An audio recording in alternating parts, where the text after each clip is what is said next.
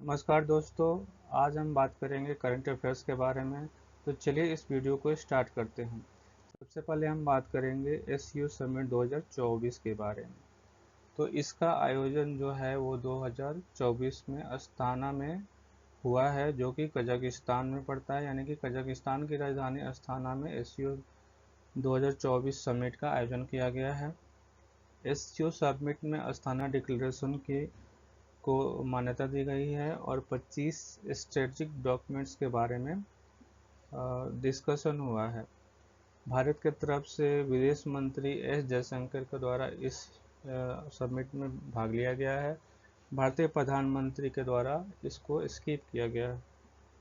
इसकी अगर मुख्य बात करें तो बेलारूस जो है उसको नए सदस्य के रूप में इस समिट में शामिल किया गया है, इस संस्था में शामिल किया गया है। एससीओ का मतलब होता है संघाई कोऑपरेटिव ऑर्गेनाइजेशन। और चलिए इसके बारे में बात करते हैं कि एससीओ है क्या। तो एससीओ जो है वो एक ऑर्गेनाइजेशन है, ग्रुप है, जो कि 2001 में गठित किया गया था। चाइना और रसिया जो है इसमें मुख्य भागीदार हैं, जो कि जो भी इसमें फंडिंग होता है उसमें लार्जर अमाउंट जो होता है वो इन दो देशों के द्वारा किया जाता है। इसका गठन का उद्देश्य क्या है? इस प्राइमरी पर्पस जो है वो आपको सेंट्रल एशिया और ब्रॉडर रीजन में जो है वो ग्रुपिंग को रोकना है। ठीक है। इसका एम जो है वो मल्टीपोलर एंड वर्ल्ड ऑर्डर को बनाए रखना है। इसके जो 5 सदस्य हैं, जब 1991 में रसिया का जब विभाजन हुआ तो 13 छोटे छोटे राज्यों में रसिया जो है वो विभाजित हो गया, सोवियत संघ जो है वो विभाजित हो गया। तो रूस के द्वारा एक पहल की गई 1996 में। संघाई 5 नामक एक ग्रुप का गठन किया गया, जिसमें चाइना, रूस, कजाकिस्तान, किर्गिस्तान, तजिकिस्तान जो थे वो सदस्य थे। 2001 में इसी ग्रुप को बड़े स्तर पे लॉन्च किया गया और एससीओ का नाम दिया गया। भारत जो है वो 2017 में इस ग्रुप का सदस्य बना। भारत के साथ पाकिस्तान भी इस ग्रुप का सदस्य बना।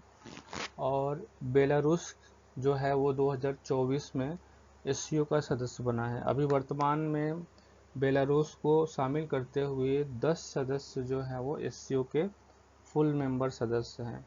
अफगानिस्तान और मंगोलिया जो है उसको ऑब्जर्वर कंट्री का दर्जा दिया गया है। इसके अलावा Azerbaijan, Armenia, Bahrain, Cambodia, Egypt, Kuwait, Maldives, Myanmar, Nepal, Qatar, Saudi Arabia, Turkey and UAE जो है वो डायलॉग पार्टनर के रूप में एससीओ का में शामिल है। ये फोटो जो है वो एससीओ में जो समिट आयोजित हुआ था उसमें कंबाइन जो फोटो था उसमें आप देख सकते हैं कि भारत के जो विदेश मंत्री हैं एस जयशंकर, उनके द्वारा इसमें भागीदारी की गई है। ठीक है। अब बात करते हैं एआई प्रिपेयर्डनेस इंडेक्स की। एआई प्रिपेयर्डनेस इंडेक्स 2024 की। तो आईएमएफ के द्वारा एक रिपोर्ट जारी की गई है, जो कि 174 कंट्री के बीच इस रिपोर्ट को तैयार किया गया है। इसके तहत ये देखा जा रहा है कि किस देश में एआई का जो अपनाने का तरीका है उसके लिए क्या क्या इंफ्रास्ट्रक्चर है, जो तैयारी है वो कैसे है। तो इस संबंध में आईएमएफ के द्वारा एक रिपोर्ट रिलीज किया गया है, जिसमें जो भारत है वो 80 स्थान पे है और सिंगापुर जो है वो टॉप पे है। यानी कि सिंगापुर जो है वहाँ के इंफ्रास्ट्रक्चर जो है वो एआई के प्रिपेयर्डनेस के लिए काफ़ी एलिजिबल है। और भारत का जो इंफ्रास्ट्रक्चर है वो अभी स्टार्टिंग में है, यानी कि डेवलप हो रहा है। तो जैसा कि आप देख सकते हैं इसमें कि जो एआई प्रिपेयर्डनेस है, सिंगापुर जो है वो टॉप में है, उसके बाद डेनमार्क है, उसके बाद आपको यूएसए है, फिर नीदरलैंड है, इस्टोनिया है, फिनलैंड है, स्विट्जरलैंड है, न्यूजीलैंड 8वें पर, जर्मनी 9वें पर, स्वीडन जो है वो 10वें पर है, और इंडिया जो है वो आपको 80 यानी कि 80वें स्थान पे है। तो ये इंडेक्स में अगर पूछा जाए कि सिंगापुर जो है वो कौन से स्थान पे है, तो टॉप किया है।